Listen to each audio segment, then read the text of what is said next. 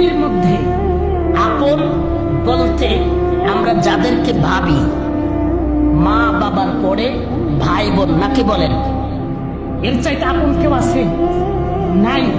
একটা বিপদে পড়লে আপনার বন্ধু বান্ধব আসার আগে আপনার ভাই আপনার কাছে আগে যাবে। কিন্তু সবচাইতে পরিতাপ্তের বিষয়, সবচাইতে কষ্টের বিষয় যে সেই আপন ভাইগুলোই বেশি কষ্ট দেয়। বিশেষ করে আপনি যদি বড় ভাই হন, সেক্ষেত্রে দেখবেন ছোট ভাইরা আপনি যে অবদানগুলো তাদের জীবনে রেখেছেন এটা মনে রাখবে না। তারা বড় হওয়ার পরে হাত পা বড় হয়ে গেছে, বড় ভাইকে গোনারই টাইম নাই, অকৃতজ্ঞ।